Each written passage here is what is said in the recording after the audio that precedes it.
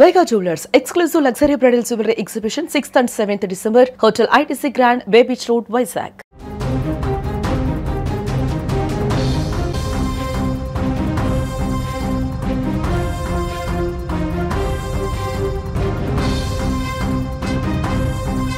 విశాఖ వేదికగా రేపు high voltage one day match జరగబోతుంది.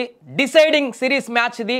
దీనికోసం ఫ్యాన్స్ ఎంతగా ఎదురు చూస్తున్నారంటే టికెట్స్ ఓపెన్ చేసినటువంటి క్షణాల్లోనే పూర్తిగా అమ్ముడైపోయి ఇప్పుడు అక్కడ టికెట్ల కోసం ఇంకా ఎక్కువ రేట్ అయినా పెట్టి కొనుక్కోవడానికి అభిమానులు ఫ్యాన్స్ అందరూ కూడా అక్కడ ఎదురు చూస్తున్నటువంటి పరిణామం.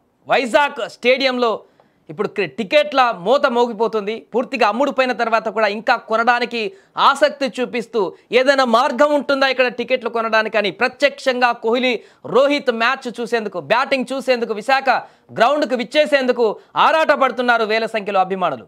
28,000 కెపాసిటీ పట్టేటువంటి క్రౌడ్ కెపాసిటీ ఉన్నటువంటి స్టేడియం పూర్తిగా టికెట్లంతా కూడా హాట్ కేకుల్లాగా అమ్ముడుపోయాయి క్షణాల్లోనే. టికెట్ బుకింగ్ ఓపెన్ చేసినటువంటి క్షణాల్లోనే.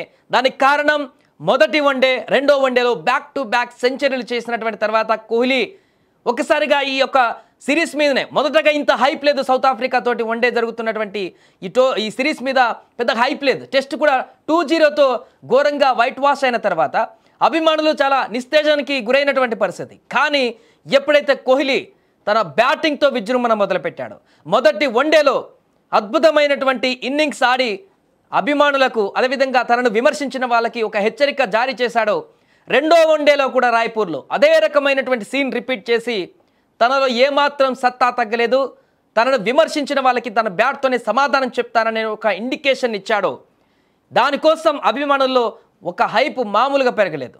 అందుకే ఇప్పుడు వైజాగ్లో జరిగేటువంటి ఈ యొక్క వన్డే, డిసైడింగ్ వన్డే 1-1తో సౌత్ ఆఫ్రికా, ఇండియా ఒక్కొక్క మ్యాచ్ గెలిచి సమానంగా ఉన్నారు. మూడో వన్డే ఎవరు గెలుస్తారో వారికి సిరీస్ దక్కేటువంటి అవకాశం ఉంది. అందుకే కీలక పోరుగా మారబోతుంది వైజాగ్లో జరిగేటువంటి ఈ మ్యాచ్.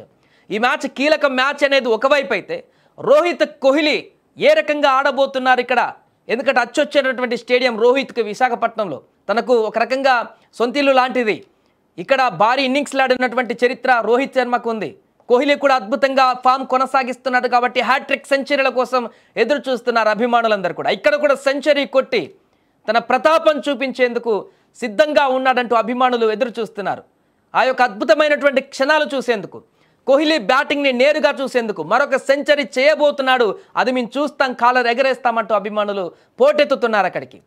పూర్తిగా అమ్ముడుపోయిన టికెట్లను కూడా మరలా ఇంకేదైనా రూట్లో టికెట్లు దొరుకుతాయేమని ఆసక్తిగా ఎదురు చూస్తున్నటువంటి పరిస్థితి.